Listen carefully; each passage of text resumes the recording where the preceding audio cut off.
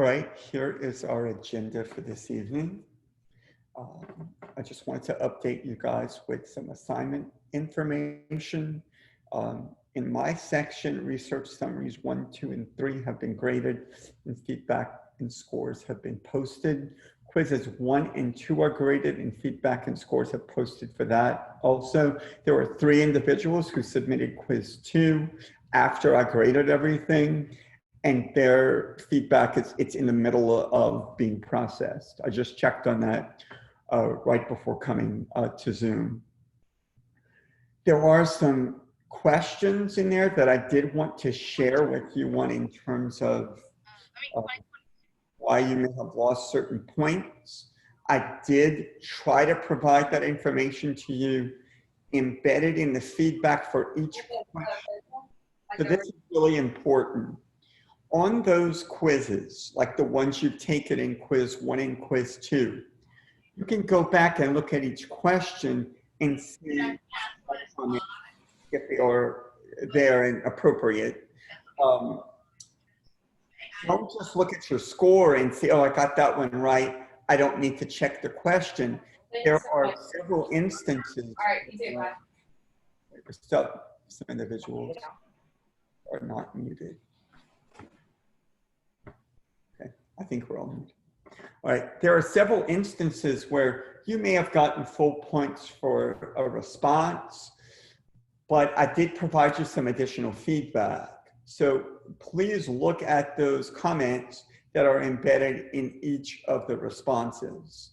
And I don't want to have that discussion. There were about 3 questions that I really wanted to make sure we're all on the same page with, but I haven't gotten all the quizzes back. So obviously right now, if we open that up to a discussion, then those individuals who haven't taken the quiz will mysteriously have that answer in their responses. So I just want to make sure that we are all on the same page with that. All right, any questions about that? I talked to Dr. Shainman today. We had a staffing meeting, and I think he's pretty much up to date with what I am, with a couple of exceptions. I think his quiz 2 is not yet completed, but you can reach out to him if you have any issue in regards to some of the stuff that I'm sharing with you, and you're in his section. Right. Any questions about research summaries or quizzes? The first 2 quizzes at least.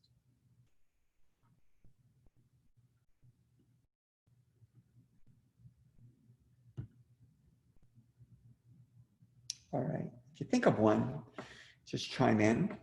I will try to field it. So the next thing we're going to talk about is the functional analysis. And then after that, we're going to circle back and have you kind of talk about your focus student and get a little bit more information about that, and have a few questions. You might have some questions, and I think it's a good time to start those conversations. So let's talk about the FA first. Let me just pull up what I wanted to share.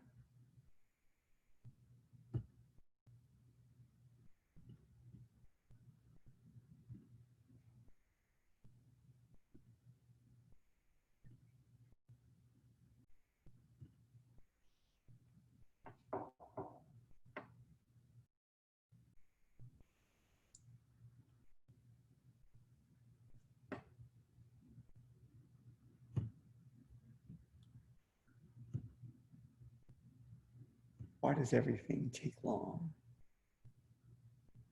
All right.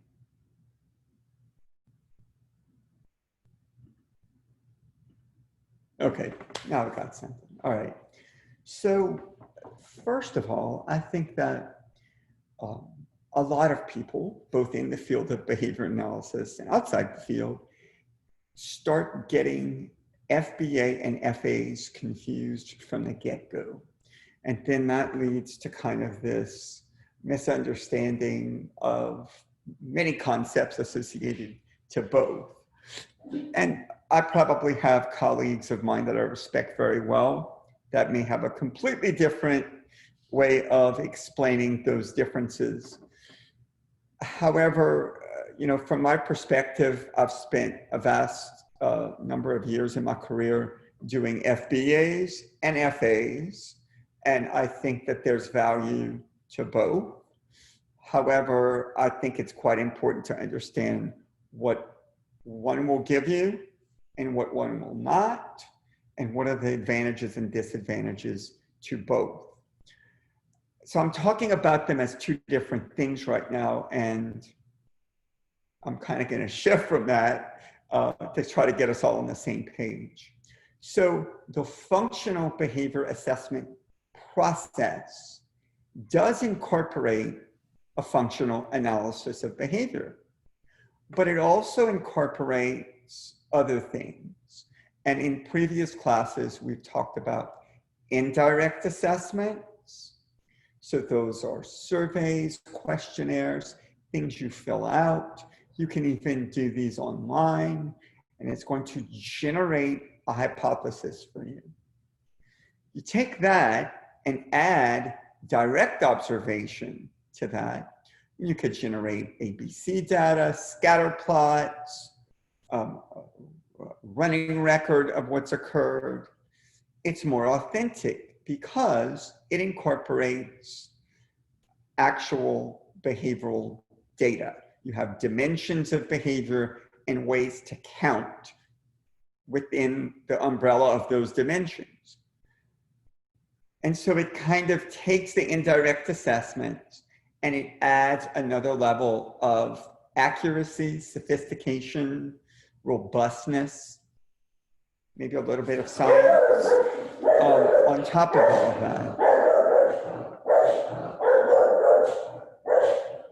So now you know the mailman came to my house at 5:23, okay?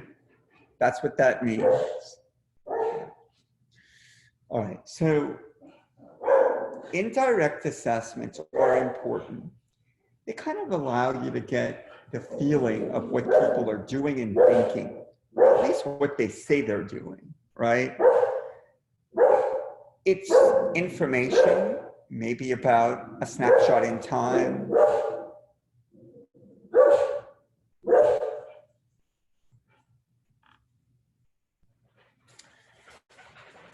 It might give you some insight. It might help you know what to focus on. It might even establish, boy, do we have a disconnect. What I see is going on is very different than what the teacher is reporting, the parents are reporting, the stakeholders reporting in regards to these indirect assessments. They're okay, they're nice, but in and of themselves, if that's what you're hanging your hat on, not very scientific and definitely not enough to actually say that you've conducted an entire functional behavior assessment. So let's add on the direct observation. Let's look at all the ABC data. That'll give you some additional information that you can add to the indirect part. And at that, in that place in time, maybe you do believe that you have enough information to be able to make a hypothesis that's pretty well rooted in some good science. And it's possible that that's the case. However, the missing piece there is you do not have a functional relationship between the behavior or behaviors of interest and what is the source of reinforcement or what's maintaining that behavior over time. You don't have that relationship. You have information that led you to a hypothesis. That's it.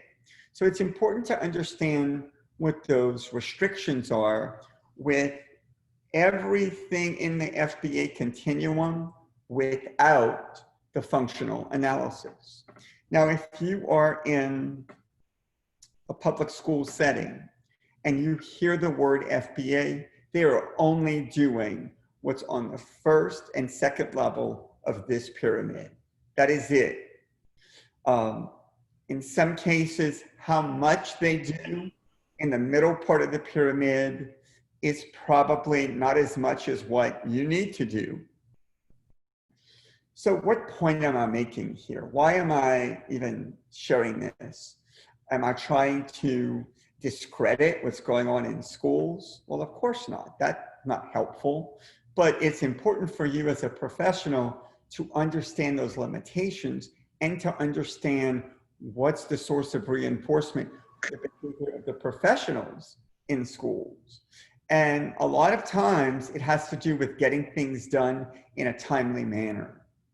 So when you look at the contingency set up by IDEA, which is the federal law that governs special education in every state, a lot of times those rules and regulations associated with that are related to timelines.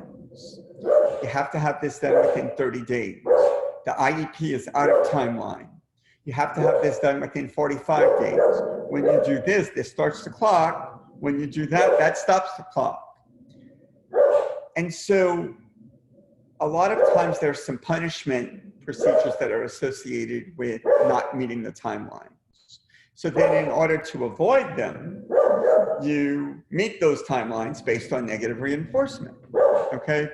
It doesn't necessarily mean that that's going to be beneficial to any one particular child.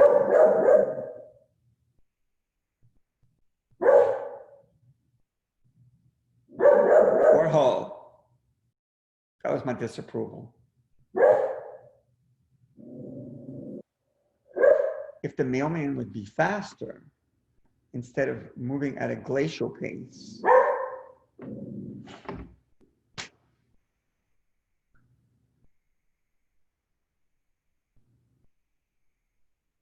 all right, and also don't see everyone, and remember, I can't count your attendance if I don't see people, so keep that in mind.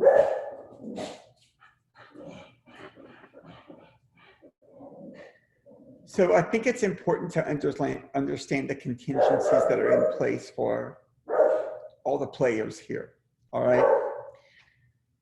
What happens in a functional analysis is you are manipulating the environment at that point. You are arranging consequences and antecedents so you can then determine, when I change this dial, what happened to this? When I change this dial, what happened to that? So what you want to do is look at what's occurring. However, you want to be much more systematic about it. That allows you to control for extraneous variables. And as you well know from ABA 1 and from your research class, when you cannot control for extraneous variables, you are lost in the dark at that point. That's when people rely more on their biases, their opinions, and stuff like that, which really is counterproductive with trying to be scientific and trying to solve problems. So typically, what conditions do we want to create in a functional analysis? So again, we're talking about manipulating the environmental conditions. That is the operative element of what happens in a functional analysis. So what conditions are we manipulating? Well, it's possible that a source of reinforcement for the aberrant behavior is attention seeking. So we want to apply attention systematically to the problem when it happens and actually see what happens to the behavior. It's possibly being maintained by negative reinforcement or escape.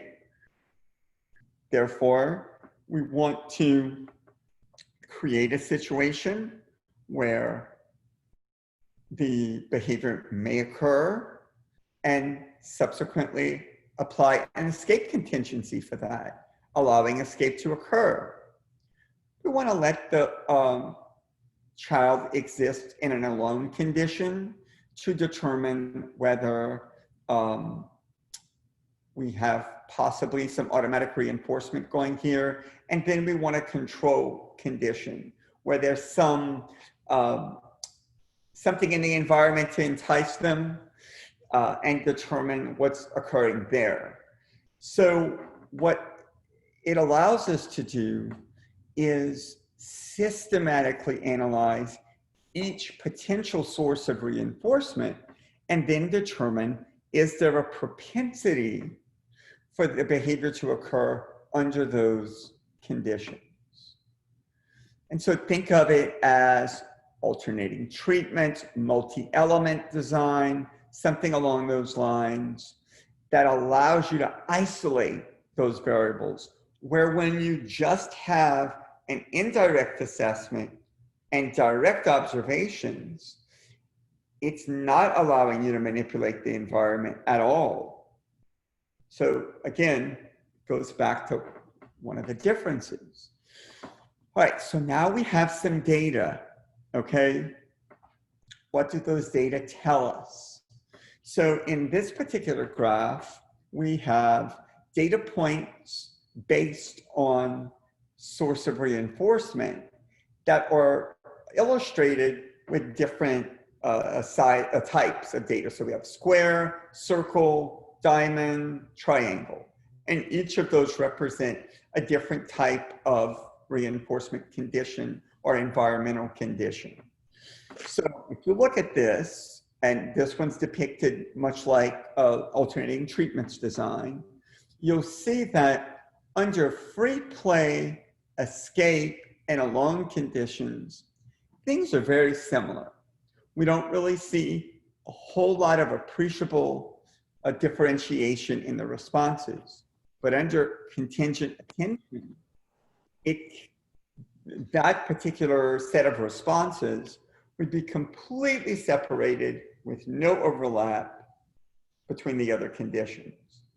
And so we at a different level, we are looking at a different aspect of whether it's ascending, descending, or no trend. We're also looking at overlap between the types of conditions. So in this case, here's an example where after applying all of the different environmental contingencies, what surfaces is that a contingent attention for those behaviors or that behavior appears to be what is the function.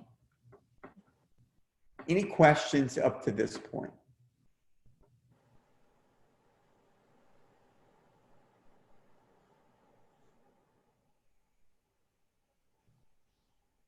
All right, now we have a different situation here. We have contingent escape that is now the outlier, and in this case, the outlier means that's the likely source of reinforcement. And in this example, the alone, free play, and contingent attention, they're actually more overlapping. And I think that those are the two things that I always look for. The more other things are overlapping, the greater the likelihood that there's no differential. But the less one of those things is actually non-overlap, or the more it's non-overlapping, the less it's overlapping, the more likely it appears that that behavior's function is for what it's showing on your graph. Now, this would indicate a source of automatic reinforcement. When you have an individual in a situation where there's little or no reinforcement other than automatic, and that appears to be the predominant thing you see the behavior increase for, then, you know, it would be likely related to the fact that the behavior in and of itself, whether it's the physical action, the outcome from the action, much like with stereotypy, would serve as the primary reason why the behavior is occurring. And in this case, you have a situation where everything's overlapping to a certain degree, and you have behaviors that are likely multiply maintained.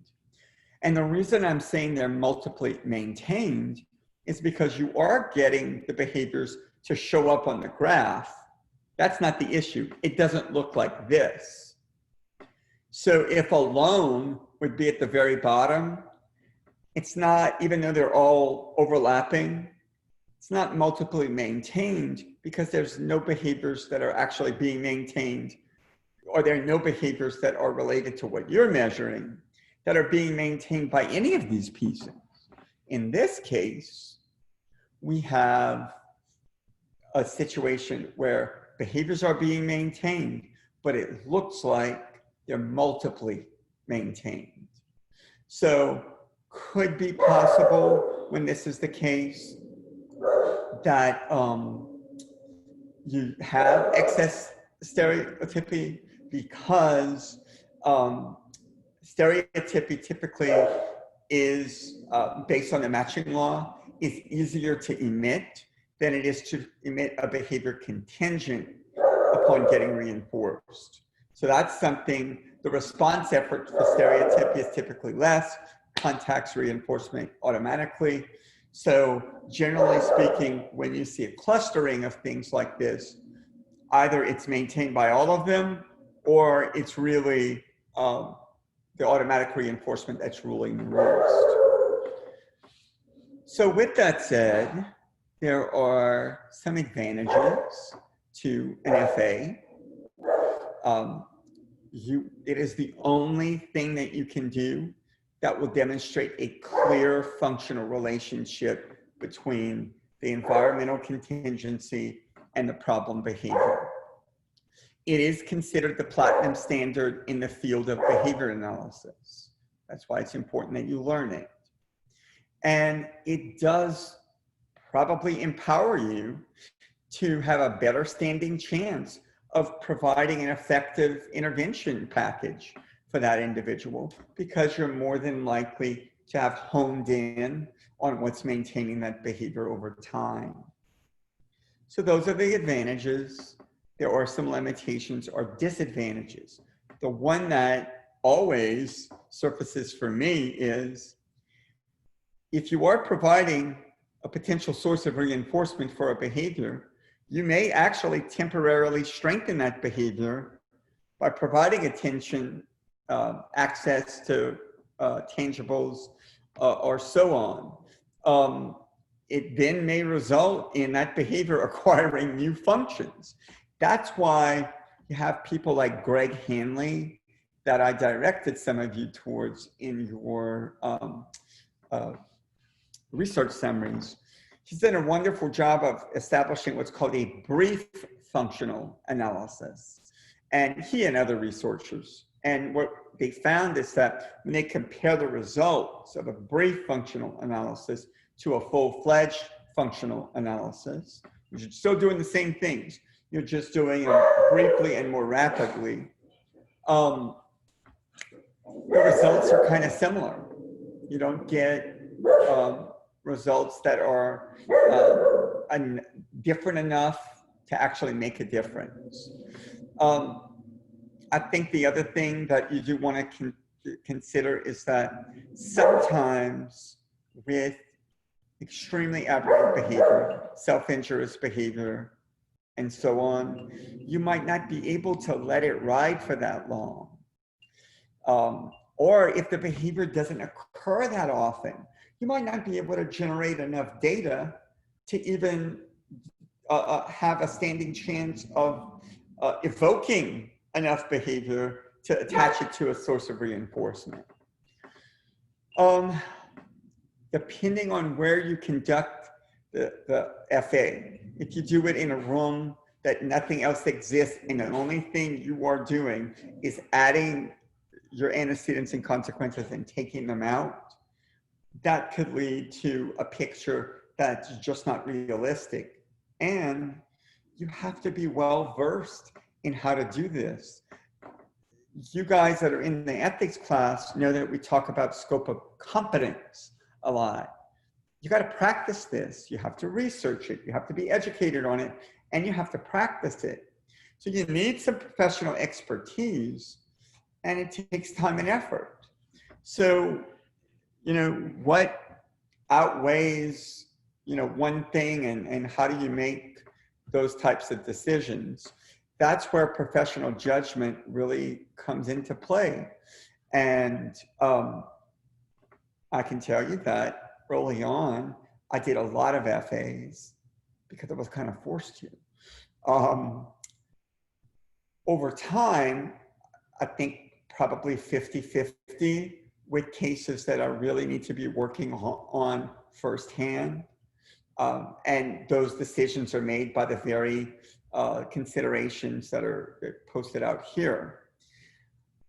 I think the one thing that I could share with you related to quiz 2 that's really important to all of this is you don't just jump out of the starting gate ready to do an FA or an FBA. So if I go to the doctor with a headache, he's not going to do brain surgery on me, right? You know, if you're losing weight and you think something's wrong, they're not going to treat you for cancer. They're going to eliminate some parsimonious explanations for the behavior. And keep in mind, or the problem, keep in mind that parsimony is a very important tenet of science, and it's definitely one that drives the science of behavior. So before you dive in to, all right, getting out your FBA and FA toolkit, you want to eliminate some obvious reasons why the child could be emitting a behavior regardless of function. It doesn't matter what the function is. Is the reinforcement system sufficient for appropriate behaviors? Okay, regardless of function, that's an important thing to get right. Is the instruction adequate for the child? If the child is a pre-speaker, but they're having to sit in class all day long in order to be exposed to curriculum, the schedule of reinforcement automatically dips and it becomes aversive and you need to get the heck out of there. You want to address those pieces first before you start looking at function, because you may very well find the function, but if you don't fix those problems, you're going to cycle back to that at some point in time. It is going to be a complete waste of your time and the time of the learner. So you can't turn a blind eye to that, just like you wouldn't do brain surgery if someone has a headache. All right, so don't forget that. I'm not saying that those things are the first steps of an FA or an FBA. They're the first steps to what you do before you even consider an FA or an FBA. That actually allows you to get to it with much more confidence.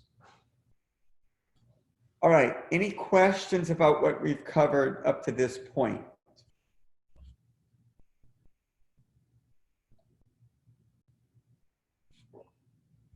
Why don't I give you 5 minutes to think about a question, and then that'll give me time to shift to Moodle where you've posted information about your Focus FBA participant, okay?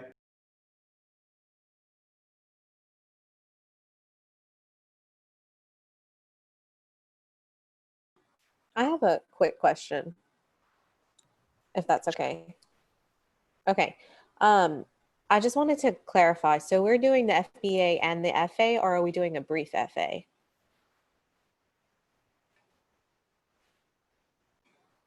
Oh, your mic's off, Dr. G. You're doing an FBA that includes some element of an FA. Has to include some element of an FA. And if you don't get to finish, if you run out of time, if it's inconclusive, you have to report that, and you do still have to determine a hypothesis for the function. Okay, you can't just not do that. but I need to be able to see what it's based off of. That's the critical piece. I will tell you right now, the biggest Achilles heel in this class is that people go through all of this stuff and the conclusion that they come to, I have no idea how they got there. All right, so that's one problem. Or the 50% is the other side of that coin. They immediately get to a conclusion, but they didn't do enough to get there. Okay, so either there's robust pieces of information, but I don't see how that connects to the hypothesis, or they got a hypothesis and I just don't, I don't know, I don't think they have enough information to actually come up with one. Now, some people are in situations where at their sites, they have to do FAs. Their supervisors will not even allow anything but an FA. That's perfectly fine, but you need to go through the processes of the indirect assessments and the other pieces. You don't have to use it, like you don't have to provide that to your supervisor and rely on that. You can always do more, you just can't do less in those settings. And Catherine, yes, if we use ABC data, do we need to attach that written data as well? I would attach everything you do, okay? This is one assignment that you may have data written on napkins and receipts, but you need to scan it and attach it. There's always a lot of parts to this, right? Okay, did I answer your question, Bobby? Yes, thank you. Okay. I have a quick question. Yeah, keep going. I'm gonna just shift to pull up Moodle, okay? So in the past, I've helped with FAs, and then of course, like looked in the literature, and they kind of went over the conditions that we went over tonight.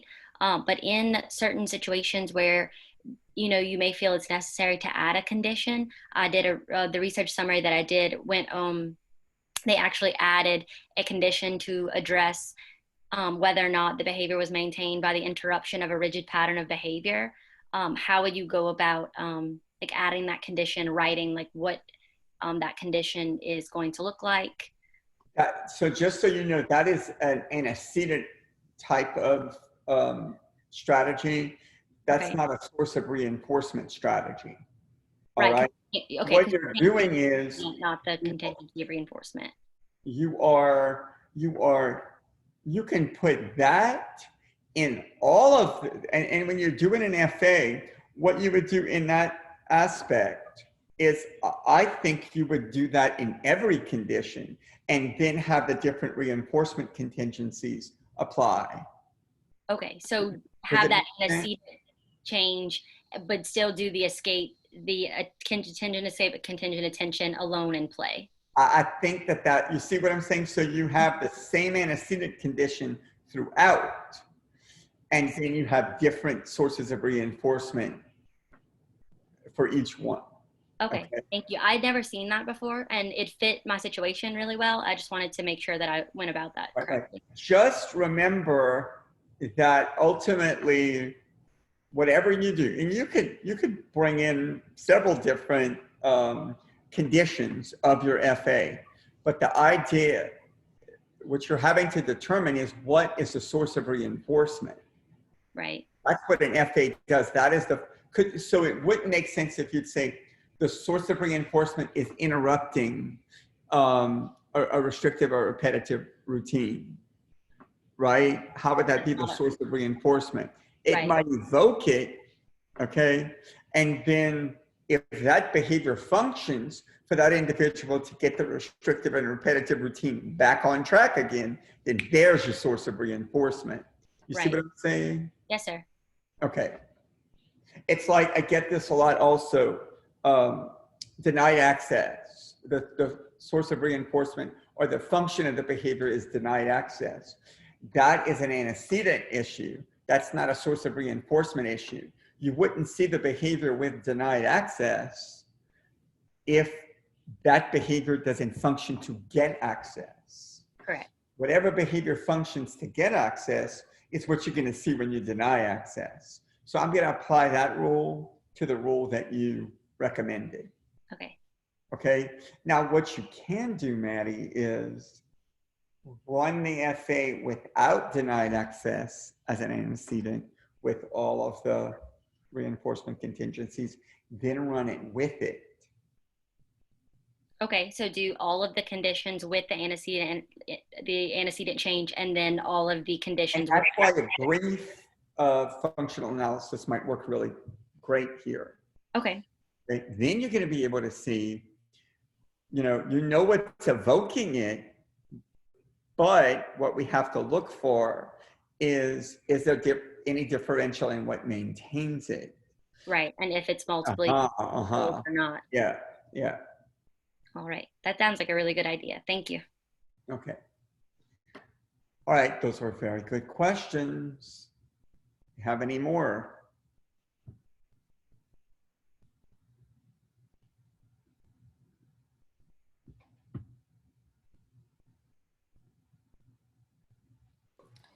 This question might sound silly.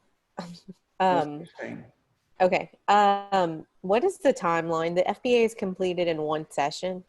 I know that we're collecting like lots of data before sitting down and like doing the different conditions, but is that all at one time? Wait, it's never all at one time. If you're relying on a descriptive, if you're relying on indirect and some direct assessments, a lot of times that's done in a one-shot deal, but not for this class. You need multiple observations. You're not going to be able to get enough ABC data to give you what you need. Okay, so my point is that the less you rely on the FA, then you better have a lot of other observational sessions. With the FA, you would actually, you could do that over a span of time also, but not excessive span of time, okay? So I just don't think it's possible to do it all in one day. I don't. And I also think you're gonna run the risk of having too many variables that are extraneous. I think over 3 days, you can do it. And it doesn't mean that you do it every day, no, but you may do something in one morning, you may do something in an afternoon, you may do something in a morning and in the same afternoon. And then you have 2 mornings and 2 afternoons, you could compare that, you could lump them all together. But I think when you look at some of the research summaries, I would look at how long it took them to do it. But I just think if a child's coming for applied services, I think that trying to do it in one day might be problematic. Now, if a child's coming to you for therapy treatment for 1 hour and that's the only time you have, you might have to whip up something in that hour just to see how it all comes together. And with some of the brief FA stuff, I think it lends itself to doing that a little bit better. I think when you're just starting out, it would be a lot to rely on in a very short amount of time. Okay? Okay, thanks. All right.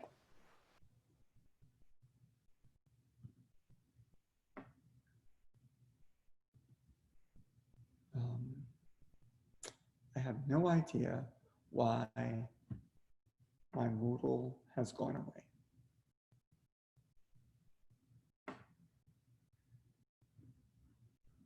I'm going to bring it back.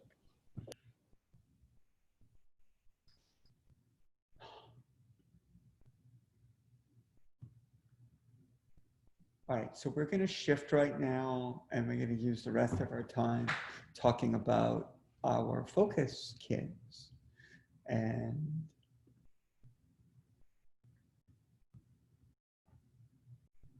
hopefully that'll be helpful to your projects. Okay,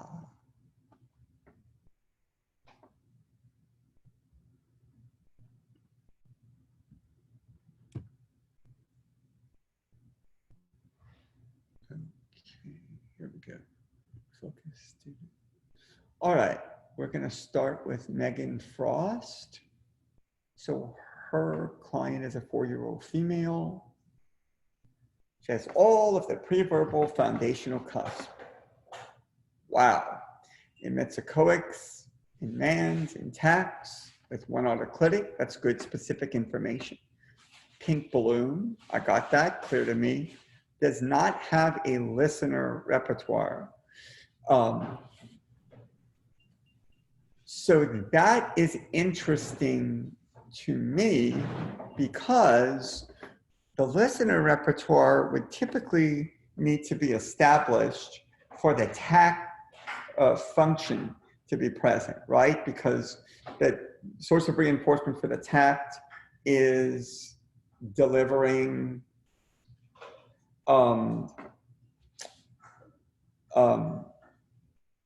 social reinforcement, and that requires a listener piece to know that it's occurred, right?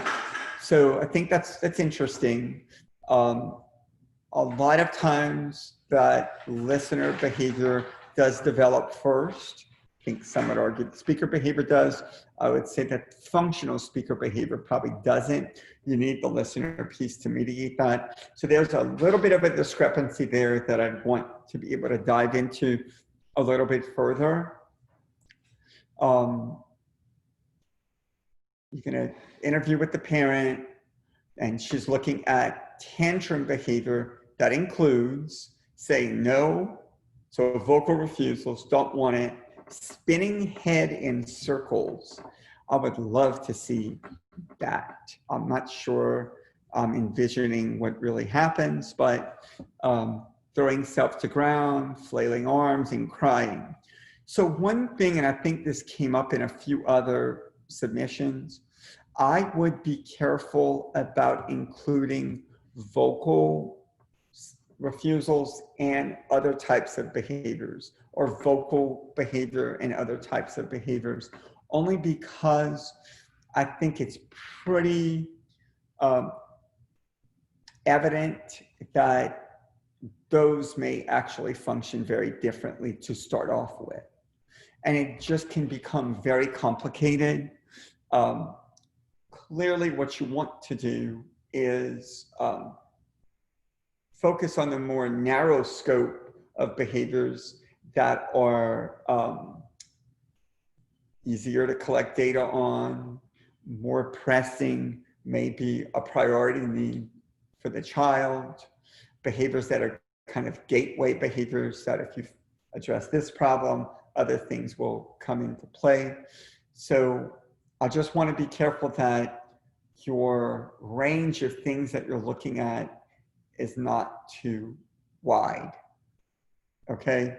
And I do think that, again, I'm going back to the spotlight on listener behaviors. I think that there is part of where your answer lies, because clearly what you're going to see in the analysis is when you're providing attention for it, when you're providing antecedents, what is occurring under those types of situations.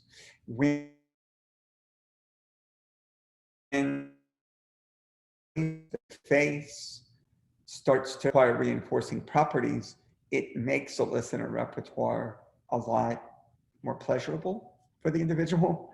So I think there's a lot of things that need to be looked at there. So I think, Megan, we kind of need to dive a little bit deeper.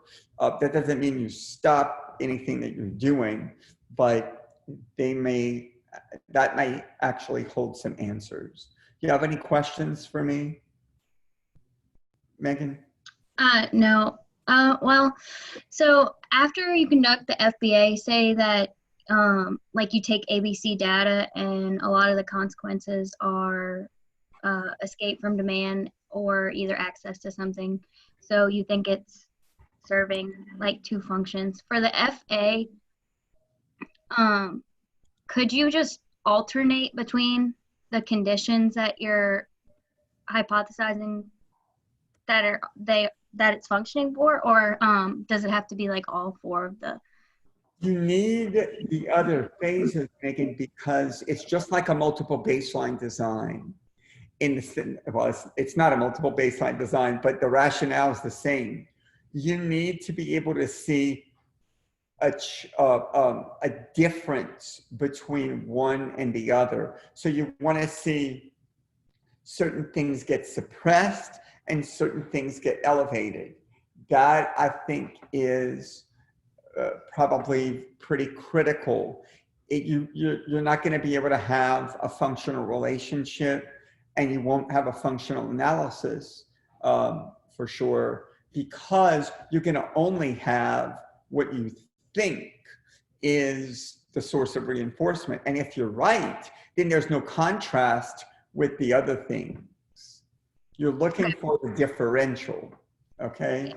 Okay, because that's what they did with one of the research summaries that I just reviewed, was alternate between two conditions, and I just thought it was odd, so that's why I was asking about that. Yeah, yeah. I mean, look, there are some intricate things with a lot of research efforts regarding FAs, right? There's all kind of variations and things like that.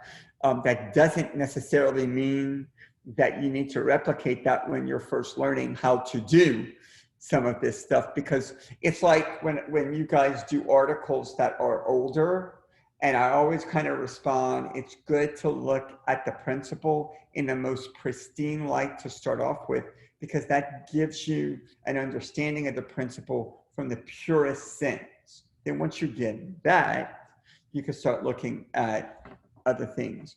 Plus, there are also reasons why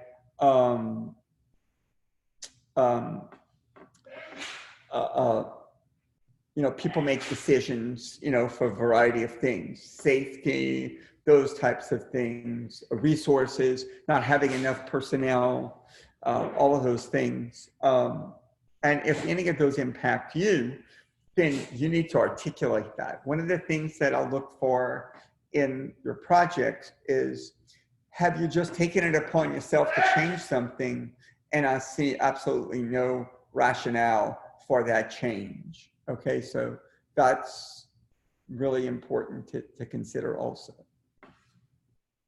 Anything you do that's different, I need to be able to see the rationale. That has to be not based on because Hanley 2016 did it in an experimental piece of research with 6 PhD level either students or practitioners.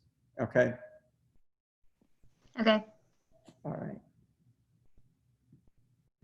All right, let's keep moving on.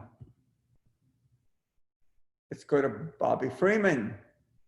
All right, her client is a 12-year-old male who does not have any of the pre-foundational cusp in repertoire, or has not demonstrated them due to lack of instructional readiness or control. Well, the two fit hand in glove.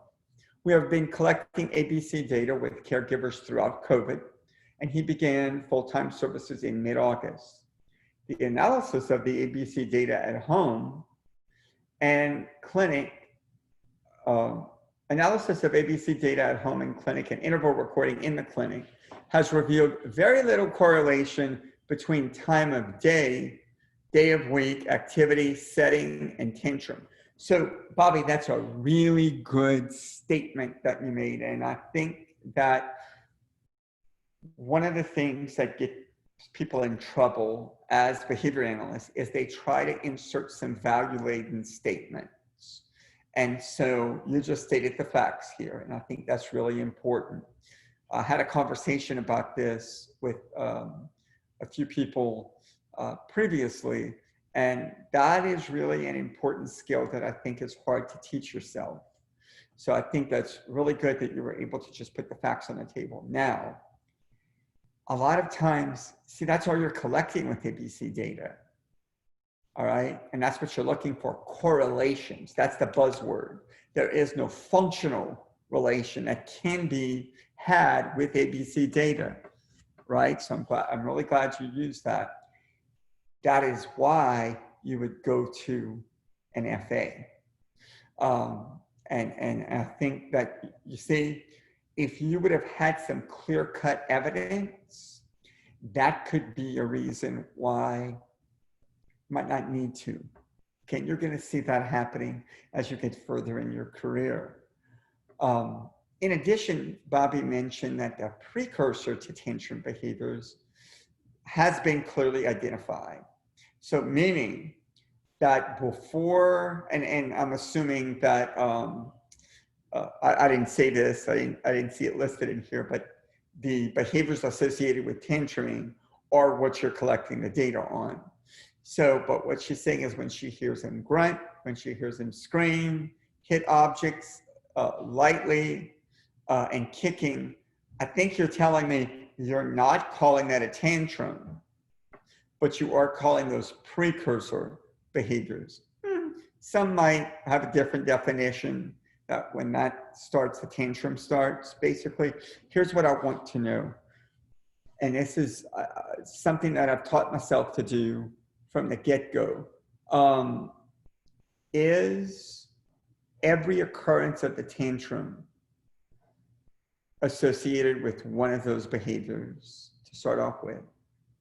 Or are there some occurrences of tantrums that don't have any of those behaviors before, and then the opposite? Does each episode of grunting or screaming or whatever 100% of the time result in tantrums, and so on? So, oh, I'm sorry. No, go ahead. That's what I want. Yes. So you always see the precursors if a tantrum is going to occur. However, the precursors don't always result in a tantrum. So sometimes you might be able to redirect the grunting and screaming. And since posting, we've also seen two different topographies of tantrum behavior. So one is, for lack of a better word, he's pretty much inconsolable, just like crying, actual tears. But all of the same behaviors occur, except for the high intensity physical aggression. So the other topography looks like repeated physical aggression where the technicians have to leave their room. So it almost is two different things. Right.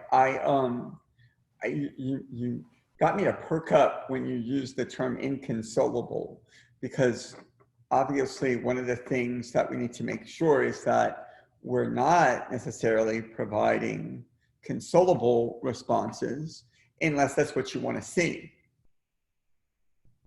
You see what I'm saying? So that's something that constantly comes up from non-behavior analytic providers. He's upset and he's on the floor and he's rolling around and crying. He just needs a hug, or he just, you know, and I think he might need a hug. Maybe you're right. However, when do you want to give it to him? Because while he's rolling around, unless you want to see more of that, you know, you want to teach him to ask for one or to give you a picture with one, but that's not the time to provide that. So I'm glad that it's inconsolable in some ways, because I want to make sure that's not addressed as a possible response. Okay. All right. So as a parsimonious way to look at that, your redirection is important because it doesn't have to do with the function. You don't need to wait to get a function in order to redirect. And it's not going to change very much. When he does have it, he'll still be contacting whatever reinforcement that is available.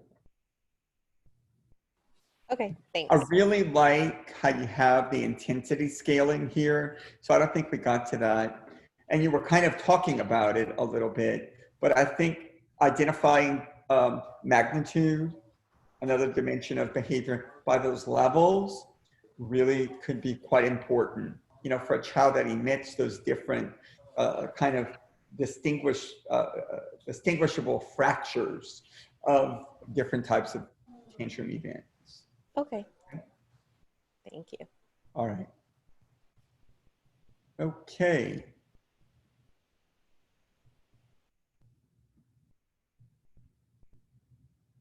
Is Brooke here tonight?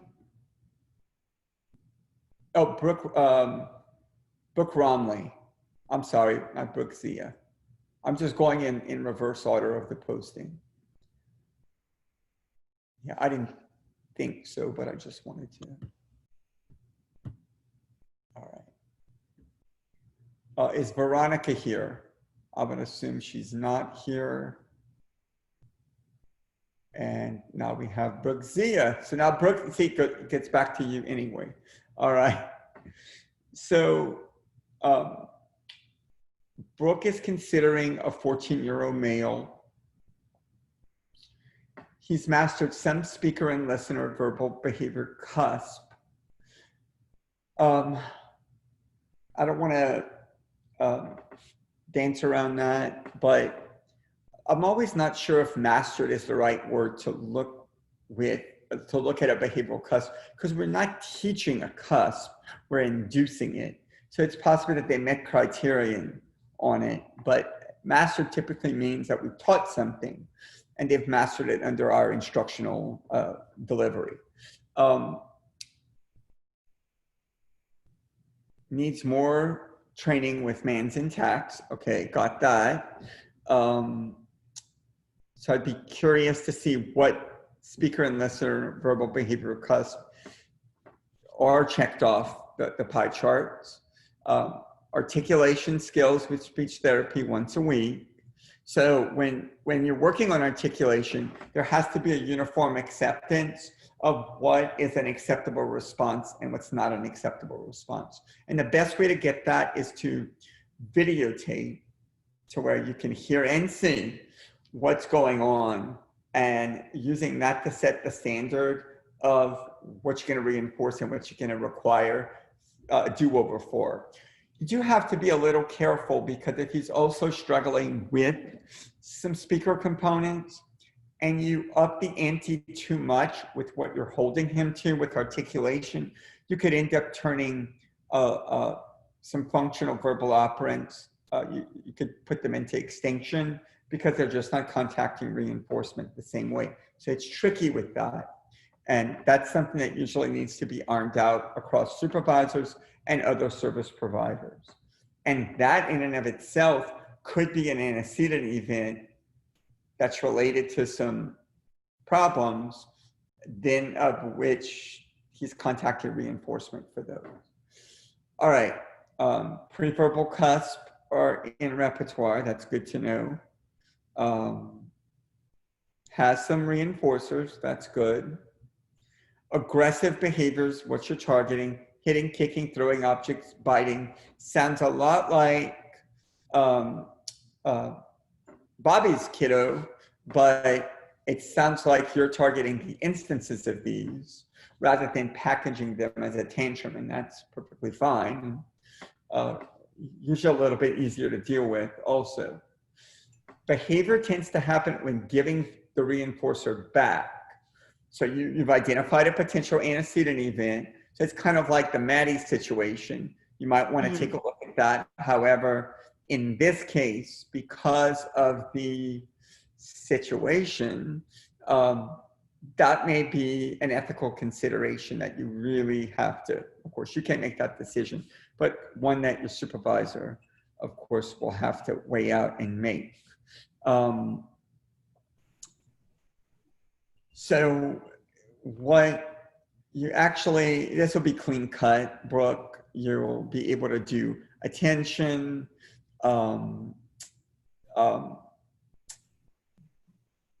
alone, free play doesn't necessarily mean he's 14 years old. It's a free operant type of situation. It could be free play reading a book, free play on the computer. That's what we mean by free play. And then of course escape. So I think it's pretty clean cut. What the question is how are you going to manipulate the reinforcer issue. And I think I'm a little aware of this situation because I've kind of been in the loop with a few emails about it, and I've chimed in on that.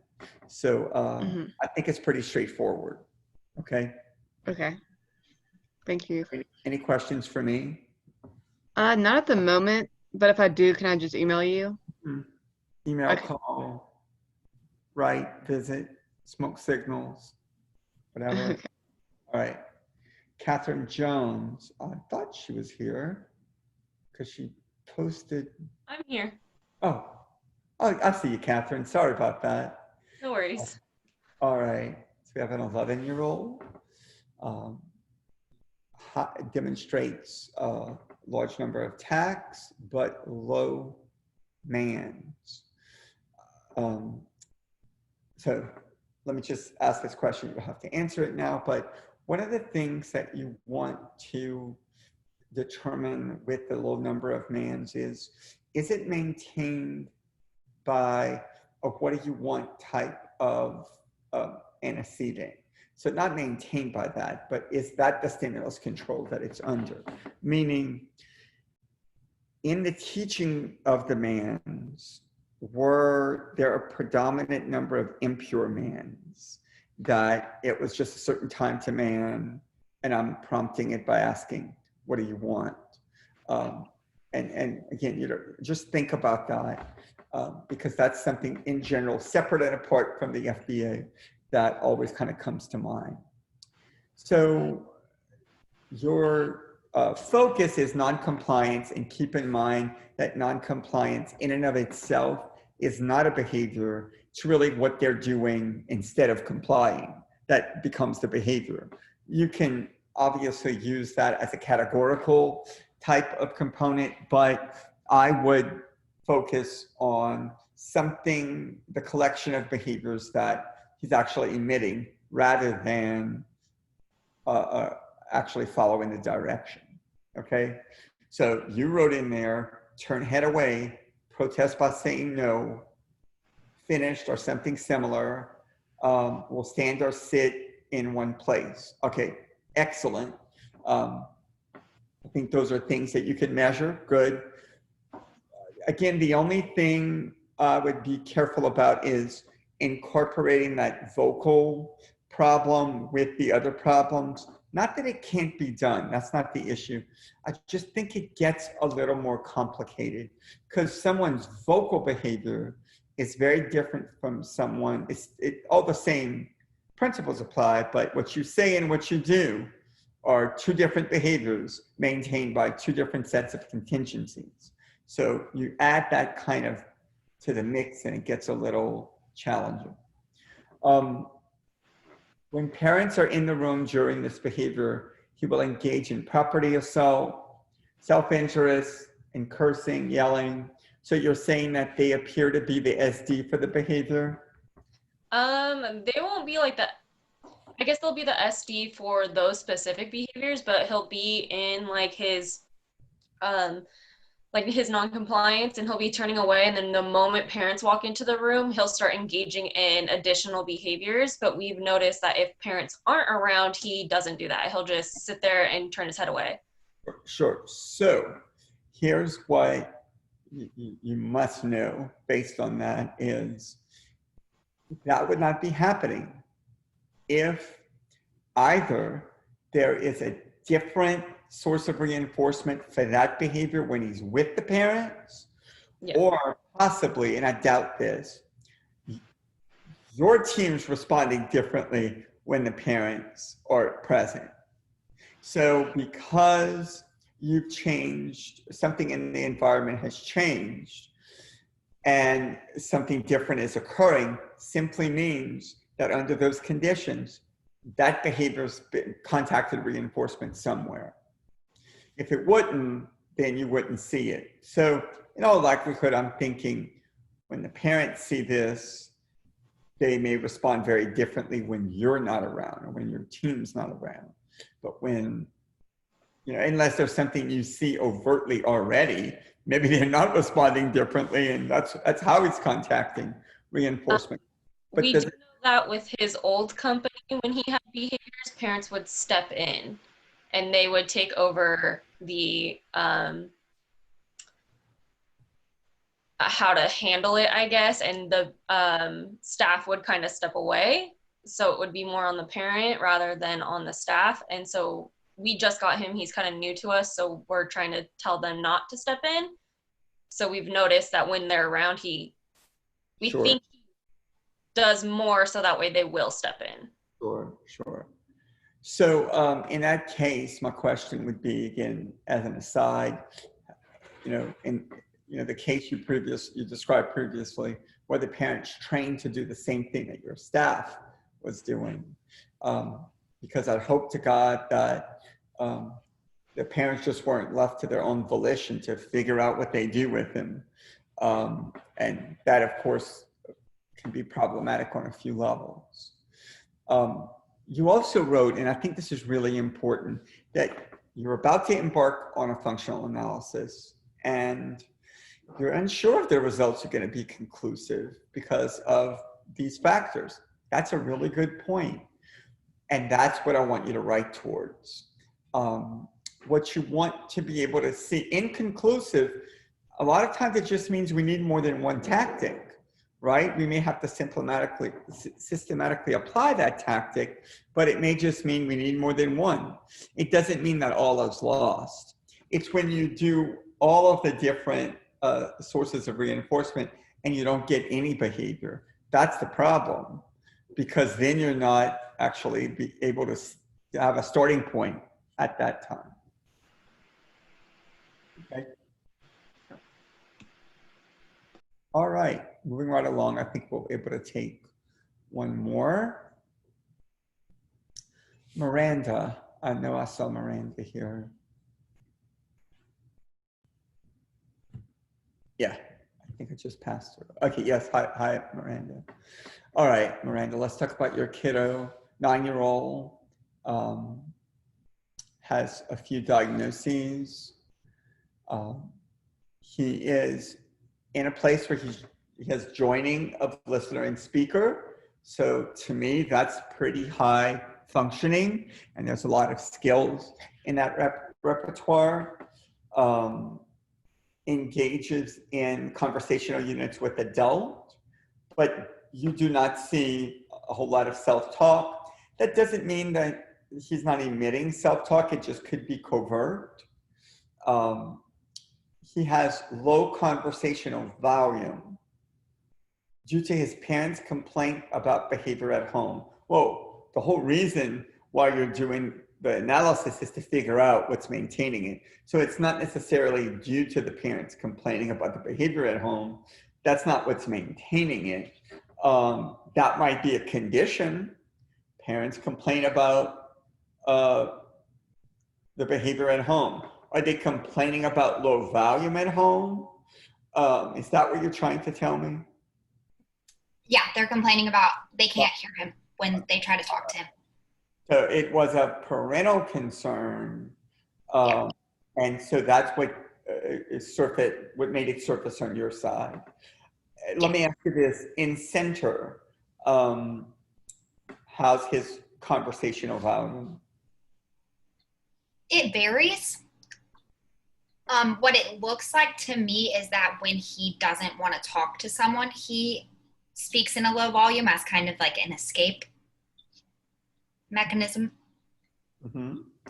So what you're describing is an aversive condition the behavior might be contacting, and then that would be maintained by escape. Mm-hmm. So I think you're in a ballpark here that you'll be able to get somewhere with. I would, first of all, you're going to have to take data on how frequent it occurs. So I've taken baseline for the past week on how often he speaks in a quiet volume. Okay, so here's what you might need a couple of days on adding to that, and this is why I think it's going to be important. First of all, is that even happening more than 2 or 3 times a day? You want it to happen a substantial amount, because then you won't have enough information on what's maintaining it. The other thing is that if it doesn't happen that much, not much is maintaining it. So you want to think about that. The thing that I'm looking at, and this is why you need this other piece of data, and this is really important for everybody to hear. If he says 100 things a day and 3 of those are at a low volume, you don't have a problem. If he says 3 things a day and all 3 are at a low volume, you have a problem. So what you want to see is the proportions of how much of his speech is at low volume compared to all of his speech. So you're going to need some data, not all day, I'm not asking you to do that, but at intervals in the day where he's more apt to speak in general. So that might be 10 minutes during free time. I don't know when it is, but I'm talking about a short amount of time. Collect data on the amount of things that he says, and then the amount of times where the volume would be too low. And I think that's going to give you a much better starting point out of the starting blocks, so to speak. Okay, and you don't need a lot. I would think if you have 3 10-minute sessions, that's going to give you enough information. Okay, does that make sense why that's an important part? Okay. Yes. All right, great. Okay, let's try to do one more.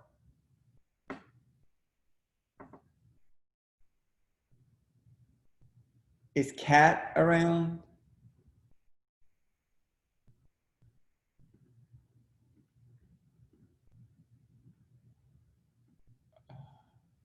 Okay.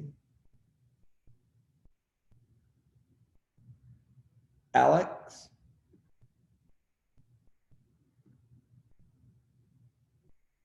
Alex going once. Alex going twice. Oh, I see Alex. Yeah, everybody's kind of microscopic on my end right now. All right, acknowledges. Okay, so Alex is working with a 4-year-old.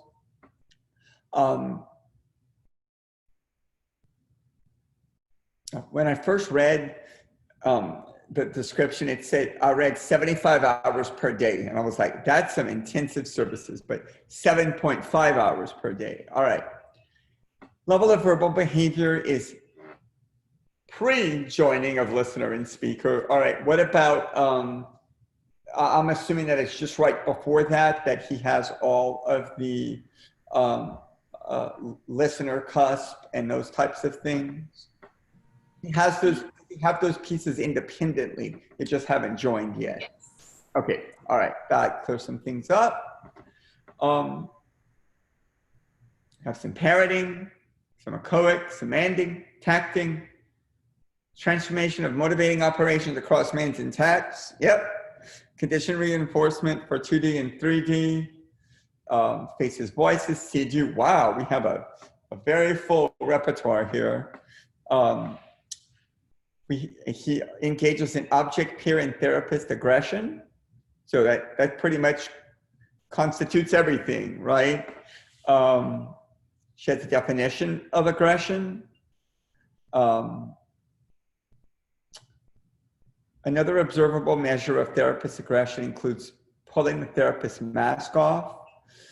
All right, that's one that is COVID related, of course. Plan to conduct an FBA in order to analyze the antecedents and consequences surrounding the behavior, identify, maintaining the target behavior. So first of all, I'm going to assume that these behaviors did not occur overnight. Has this been a long-standing problem with this child? Yes, and we have baseline since when he started and baseline for object aggression, peer aggression, and therapist aggression. All right. So what you're going to want to do is try to figure out, take inventory of all of the tactics that have been used up to this point. And Okay. if there's been an FBA or an FA done, a full FBA, including an FA, or just the indirect and direct components done, what conclusion did you come to with that? You don't have to answer me now, but you want to investigate whether that was done or not. Yeah. You can't use that right now. Because what you're going to find is that something that was done previously may or may not be the reason why those behaviors are being maintained right now. Might be something different. We just don't know. So what actually may be different, and I really want you to think about this, it is highly possible that the consequences that are occurring between aggression by peer and aggression towards peer and towards staff member, that those are maintained by completely different sets of contingencies. Right. Okay, and it could be for a couple of reasons. But go ahead, it looks like you wanted to say something. He usually doesn't engage in peer aggression, except when I don't respond to therapist aggression, and then he seeks out someone else. Okay, so I want you to tell me, let's say that predominantly happens. Let's say under a functional analysis condition, you can show that, okay? What is that telling you about the source of reinforcement? It would tell me attention, but we have noticed it's an escape for doing the next. These are just hypotheses. Mm-hmm. It's usually during a transition from a preferred activity mm-hmm. to something else that we've noticed. So I think it's a tandem schedule. And what happens is, I think your first problem was related to escape, but your second problem, it might still be escape, but it's now, it's attention plus. It's escape plus, and attention is the other piece. Here's what I want everybody to think. Does that make sense? Here's what I want everyone to think of. What you do in response is what's maintaining the behavior. So don't try to figure out what the child was looking for. The source of reinforcement is not what the child's seeking, it's what the child's getting. All right, so I get this a lot with people trying to understand Manns and Tacks. And I think Clarissa and I had a conversation about this earlier in the week. It's like, well, I don't know if it's a Mann or a Tact. And my response is, well, what's the consequence? If the consequence is delivering the item, then you're letting it function as a Tact. If the consequence is providing social praise, then you're letting it function as a Tact. And if the child doesn't engage in it at all, then that should change how you respond to with the consequences. But so if I don't want this cup, and I'm like, cup, and you just give me the cup, that's a Mann. I got it, right? Doesn't matter if I use it or not at that point. I said something, it was delivered. It's just a faulty Mann because this is not serving as a reinforcer right now. What I was manding for as a reinforcer was the tact, and the tact is a Mann for reinforcement, if you want to think of it that way. So I just want you guys to think about that. That's a good way to kind of end our session right now. And I think about some of, people out there in very difficult situations like Houston and Laura, and people that are kind of on an island by themselves trying to figure all of this out. It could be a good island, but we're still on it by ourselves.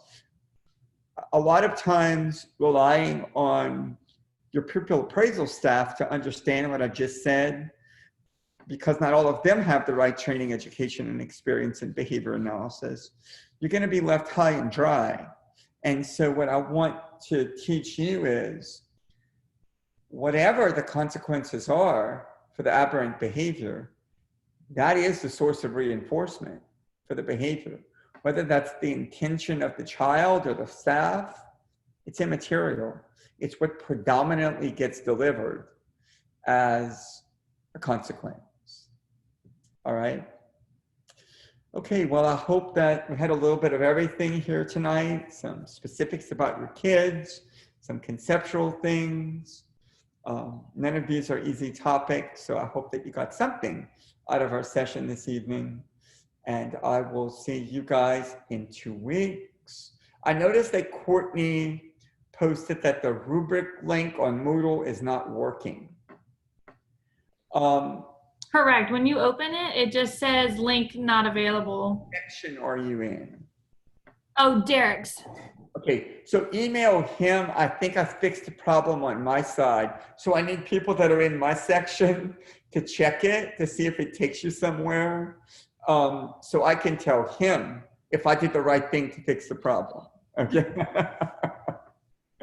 All right, so try to get me that info. Okay, just click on it if you're in my section, and if it takes you to something else, let me know. All right. How do we know what section we're in, or is that a dumb question? Is it who grades our stuff? You should be able to see who your professor is in the class. Like when you look at, or maybe this is something I only see. My section is HCW, and I can go and look at, can you see all the participants in the class? And my name shows up as a participant. I think Derek's section is HC1. Okay, yeah, that's what I mean. Okay, he grades my stuff, but I just didn't know if that was like obvious or if I needed to ask that. So if you're in that section, then please let Dr. Shaneman know. And then I will let him know that what I did was correct, if it is correct. So somebody needs to tell me. Because when I click on it, it gets me where I need to be. But that doesn't necessarily mean that it's the same thing is going to happen to you.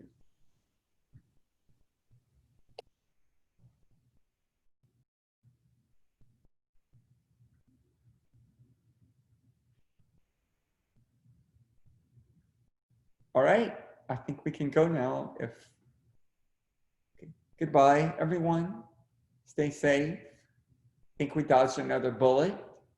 I guess that means the next one's coming straight for us now. If the first one went to the right and then this one went to the left, whatever, we're getting the next one. All right, might as well just all book a hotel when there's another one coming.